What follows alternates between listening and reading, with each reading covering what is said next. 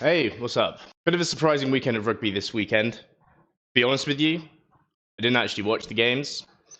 I had other plans, wanted to do something else, spend some time with some friends. Didn't think we were going to learn a whole lot this weekend. In one game, I was pretty much right. In the second, I wasn't. And I'm a little bit annoyed that I didn't get to watch that second game because the result was really surprising for me. Of course, the one that there was no surprises for me was obviously the first game with the Wallabies against the All Blacks. I was tracking the score, and I did see that they were very close at halftime. I think it was like 12-7, and then the wheels must have come off in the second half, and the All Blacks just started to roll. It's just exactly how I thought it was going to go when I saw that the All Blacks basically started the same team that they did last week, and they want to build momentum with the team that they had. I didn't think they were going to do that, so I changed my prediction in the short. And the Wallabies, again, they're just reeling at the moment. Can't catch a break, and they've got New Zealand again next week, and then they've got France, and then it's the World Cup. So at least in their group, I think they've got a group that they can get out of. It seems to me, looking at the group stages, they're playing Georgia, that's a win. Fiji could surprise them and embarrass them, but you would have thought that Australia, fingers crossed, will win. Wales obviously in complete disarray at the moment in terms of their organisation and what's going on with them, but it's not going to be an easy game. And then Portugal. So you feel like Australia are at least kind of set up for the World Cup in a better state than probably some other teams. So at least they have that going for them. But they could realistically be entering into the World Cup without having won a game in 2023, or their head coach having won a game as their head coach this time round, if that makes sense. Obviously, Eddie Jones back when in 2003 was the Wallabies head coach back then as well. So yeah. It's concerning for Australia, and I didn't watch the game, so I think maybe there's some things that we can pick out of the first half that are some real positives. Eddie Jones said so in an interview afterwards. I caught that on YouTube after the game, but I'm kind of, I want to be paying a bit closer attention with them leading up to and during the World Cup, because this could turn into a disaster pretty quickly. On the All Black side, obviously they're rolling now. They look good. I don't know if there were any substitutions that kind of broke the dam in terms of them finally breaking through. I'm just going to have a look at some of the statistics here. Let's have a look at the teams. Were there any replacements? They just scored 3 tries within, crikey, 6 minutes of each other. Oof. We'll get into that with the highlights, but I'm more interested to see if there was a substitute that came on, because I want to. It's all about this Holy Trinity business. I want to see what was at fly half while that was happening. Okay, looking at New Zealand here, I'm going to just quickly put my screen down. I'm just having a look here. Mwanga started at 10, finished at 10. Superb. That's what I wanted to see. Smith was substituted. Barrett was substituted. So that happened after the first try, before the second and third try in the second half, and Beauden Barrett got subbed off as well, and they were scoring like that. Crazy. On the other side of the championship, we had South Africa versus Argentina, and as I said, I was a little bit disappointed I didn't get to watch this game because it was a 1-point difference, and I thought South Africa were playing a team that were very intent on playing a style of rugby that was successful against New Zealand at the beginning of the second half in the game the week before. Turns out that didn't work out the way I thought it would. And Argentina, very relevant, having a 1-point game against a South Africa team that's definitely not pulling punches and trying to, build some momentum, trying to get into the World Cup. And depending on the actual game and how it goes, maybe you're getting slightly nervous of South Africa because none of the formula that you're seeming to put together is working. It did against Australia, but not against Argentina. I would argue you did win, but you would think that they would be convincing after a loss like that against New Zealand. They're playing Argentina again next week. I think I want to try and make myself available to watch that game. It's on at 11 p.m. at night over here. But I think that would be fascinating to see how round 2 goes in terms of selection and also performances. I'll do the highlights as a separate bit at the end of it. But it's kind of my final thoughts coming out of the Rugby Championship. What I would say is, the ranking, as I said, hasn't changed for me coming out of the championship. Out of the 4 teams, for me, it's obviously New Zealand, it's South Africa, and I think it's Argentina, and I think it's Australia. It just has to be. Australia haven't won a game. They got beaten by Argentina. Argentina were a lot more competitive against South Africa. They did get kind of blown out by New Zealand, but I think there's a lot more positives around Argentina than there are around the Australia team, who just feel like they're just in a bit of a funk and they're just trying to find some stuff. So that is the Rugby Championship. For me, regardless of warm-up games, I think that's the ranking going into the World Cup in terms of that hemisphere of teams. So, okay, let's just do some highlights like we did last week. Let's roll. Oh, it's brutal. Oh my God, that brutal was the right word for that. That was happened in the blink of an eye off a thundering tackle. I think I know how this has happened. Let's go through the highlight. So, line out on your own 5 meter. They've gone for very few men in the line out. I don't think that's a problem in terms of lifting. Maybe you have a specific move that you know is like got a very high percentage rate. But I think what you're going to want to watch here is the top of the line out. The guy is going to offload it, right? And he's going to offload it to the scrum half. Now, when you do that, you don't set a line. There is no offside. There is no ruck has been formed, no maul has been formed. Everyone is just free to play wherever they are on the pitch. And I think with a heads-up play by Scott Barrett, he realizes that, and he's just going to make a charge for Tate McDermott, and that means that he can get that hit on him before Tate McDermott even know what's going on. So let's watch it in real time. See here, Scott Barrett right there. He's eyes up. He's not engaging. He's like, okay, well, I'm using my brain. There's no line set. Oh, look at this. The ball has come down. I'm not engaged at all. Will Skelton hasn't tried to grab me in any way, shape, or form. And kaboom. And that's ended up in a try. So, how do you stop that from happening? In my opinion, even though you probably don't think your maul's as good as New Zealand's, you probably want to set up a maul just to set up that line, and that stops the scrum half getting absolutely kaboomed, like in a major way. So that was a mistake that is, slow the game down, set up a phase, and then get the ball out. Again, this is a poor highlight for me. I've got no context of how we've got into this position. Good line now. I don't know how they have not lost the ball there as well. He's got in the corner. So, we don't know how that try was set up, but that's my own fault for not watching the game, so... Okay, so this one's definitely no try, so we're going back to the... Yeah, it's not a try. It hits the flag. He's out. Fair enough. At least, and just pause it here, at least with a highlight, show how we got in this area of the pitch, and then fast forward to maybe, 3 phases of forward play to get to this point. It's just poor highlights. What am I learning from this? Taylor to Scott Barrett. Great maul. What do we talk about in the scrummaging for New Zealand versus South Africa? And this is a good example of a good team doing things in the tight and a bad team. Look at all these back positions right here, okay? 5, not so much, and Scott Barrett, not so much. But when you come down from the line out and you've lifted somebody up, it's very difficult to get straight in and get in the tight, especially when you've got someone dragging against you and trying to get inside and get inside of your maul formation. So I'll let him off with that body position. But look at all the 3 body positions behind it, all down, driving in the same direction. Here, you've got maybe some guys on the other side that have got a good body position, but they are set up for basically a weak side on the right-hand side here forming, and they'll be able to turn this around, and I reckon 2's going to go in for the try here. Another All Blacks maul. Oh no, there's some good counter-mauling. This one's really well. Oh, and it's gone the other direction I thought it was going to be because it was wheeled round, but there you go. Discipline key as well for the Wallabies. Wow, hell of an offload. Will Jordan, he can just score from anywhere. He is ridiculous. It's 23 tries in 23 tests. Yeah. His left shoulder makes contact with the head. 18, who's off the field, has been yellow carded, so the prop has to leave the field. Please. Let's have a look at this again. I get it, but His left shoulder makes for me, there's a partial responsibility here on the guy with the ball in hand.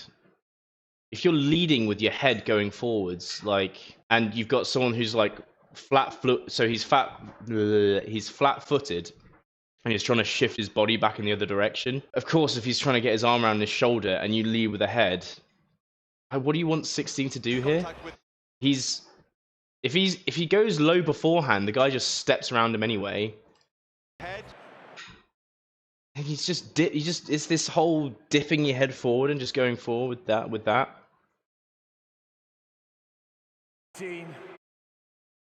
And the only other choice is that he doesn't wrap his arm, and then it's a penalty for not wrapping your arm. So, I get it, but I don't like it. Who's off the field has been yellow carded, so the prop has to leave the field. And this is this Northern Hemisphere kind of look on this rule, and I think from what I've watched of Super Rugby, these Southern Hemisphere guys are going to have a difficult time adjusting to what the Northern Hemisphere referees do in this regard. Roigard, you want it? Roigard with width over to Jordan. Wow. Who gives it away. Will Jordan's insanely good. Let's watch this again. So, what do we got on the right-hand side? Obviously, gap space. 3 backs, so they're pretty agile guys, but they're down on numbers. Everyone's kind of come over. We've got another back come in, so the line's a little bit better than it was before. You've got Quade Cooper who's just come around, so his momentum's probably going in this direction, so you'll probably be able to catch him off guard if you step back inside. Is that who he steps inside on? No, he does it on the center. So he does it on the center, then these guys are all running in this direction, so he can catch him again if he steps left again. Or he just steps into the tackle, and then he offloads it. That's great. That's great play. That's one player taking up 3 defenders, and he's not done it through size like a Will Skelton. He's just done it through great body positioning and knowing the right place to place himself. And the All Blacks. Look at that. Steps in. 1, 2, 3 players committed. Difficult to defend that. Roigard wide now over the top it goes. It'll sit there though for Ioane. Alright, watch this. This is a great move. Oh wow. Just let me watch this again. Did he fake it to the right hand side when there's no players there, and still manage to actually like fake him out? Watch this. I swear. Well, did he just change direction? Am I overreacting? Look at this. Yeah, he looks like he just changed direction. No, that's not fair. He did change direction. Very quick change of direction, and then caused the space on the outside. It's brilliant. So how has this happened? Oh, he just puts the gas on and it smells the space. So this is what I need Australia to do to make my prediction pretty much for like 4 points off if they scored a try here. But no, it's over. Penalty, crossing. Well, that's it. So, didn't get much context because we didn't see so many like open field highlights, but it just seems that New Zealand just grinded them down. And I would assume, I would give the highlighters the benefit of the doubt that there weren't any kind of like giant big plays to kind of actually show to get us into that position. But as I said, worrying for Australia, great for New Zealand. I'm looking forward to watching both of these teams next week and see how they bounce back for round 2 of Bledisloe Cup. There we go. Cool. The final game of the Castle Lager Rugby Championship for 2023 coming to you live from Johannesburg. Emirates, plenty of forward options for Lautaro Bazan-Velez. Now they decide to go wide. Oh, that's sensational. Out of the line to make the tackle. You almost took a nasty knock as well. Take the 3 points from the start. Good move, especially against South Africa. That's a great offload. That's my captain. That's my Leicester captain. That's my Argentinian captain. Yeah, he's gone off his feet there. Cool, so this just seems like they just start off gradually winding them down, making it a 6-point game, playing test rugby. Man, I want to watch Argentina more. I can't wait to watch them next week already. De Klerk goes open side, Libbok. This is the guy I was talking about, Libbok. Straight out in front. Yeah, I think having Michael Checker as your head coach probably makes a big difference. Especially when you're like, just pause it here because I don't want to miss a highlight. I feel like having Michael Checker as your coach kind of just as a team that's brimming with potential. It just like having that professionalism on top of it and looking at the tactics that they're doing at the moment in terms of just taking the three when they can, you know, dangerous combination. We'll see how Argentina keep going on, because I would argue right now, and this is as an England rugby fan, I think Argentina could like beat England quite easily. No bones about it. And you think about the pedigree of like where these two teams have come in their history, and you know that should never happen. But I think it's not only like kind of a slight on England, but I think it's actually more of a praise of Argentina and their organisation and what they're doing. So yeah, come on, let's keep watching. Ball for Faf de Klerk. Yeah, big boys on the pitch trying to just use bully rugby. No. That's a penalty. For another carry, but he's skipped Willie LaRue. Willie playing fly half and Etzebeth playing winger? What the? Wow, I don't know what Etzebeth's doing there on that wing, but he was and getting across for a fifth test try. Imagine playing wing and then having to come up against that. Wow. Who was the guy tackling him as well? Oh no. Oh dear. You fly half. You've pushed yourself out on the wing so that you can like spread a line and the chance of the ball coming to you is low. And then you look up and Etzebeth is right in front of you and he wants to score a try. That's just unfortunate, bro. With 112, and now he has a fifth self at the front of the Springbok lineout.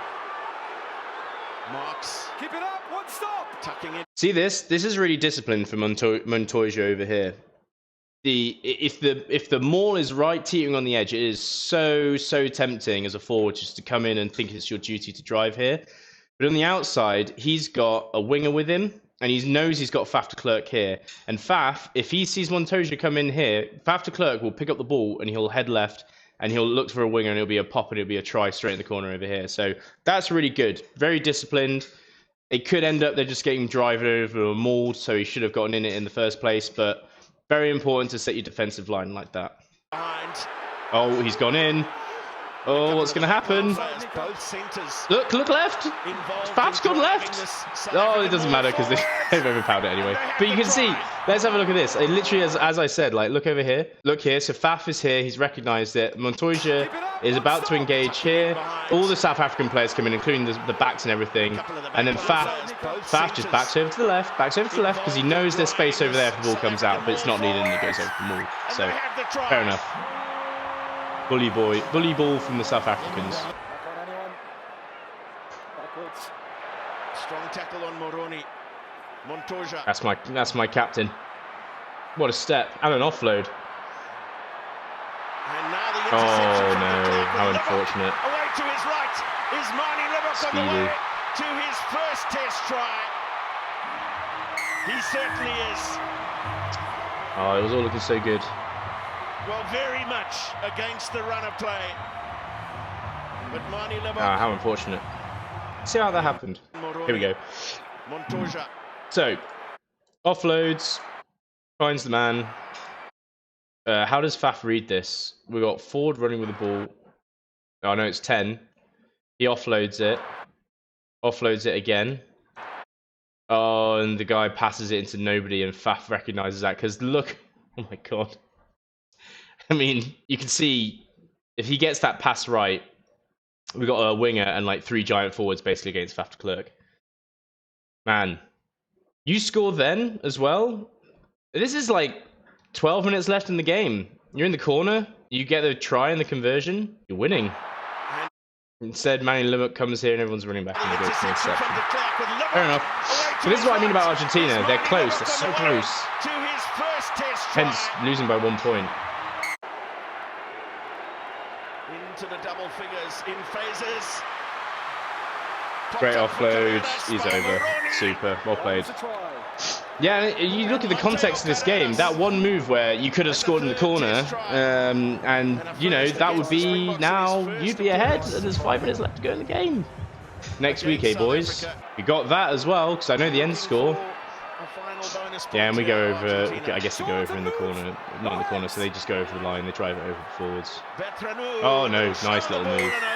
And, you know, they scores that conversion. So many little things that if they'd done this, X, Y, and that's that 1 point. So this doesn't give me enough context to know if that was South Africa playing badly or Argentina playing well or both. But I feel like I need to watch the game next week against these two again because that's really interesting, that score. Especially as I thought that South Africa were selecting a side that they were like, right, this is the team we should have selected in the first place. This is going to take us through to the World Cup. Let's go. Yeah. Bummed I didn't watch it. That's it for me this week. Not much analysis. Slipped up. Didn't watch the games. Don't care. Rugby World Cup's where it's really important. Important to kind of see what these happen with these fixtures and kind of know the story. One of the games I'm not overly hyped about not missing it, but this one in particular actually afterwards probably a little bit. So yeah, can't wait for it. Hope you enjoy this video. I'll catch you next week.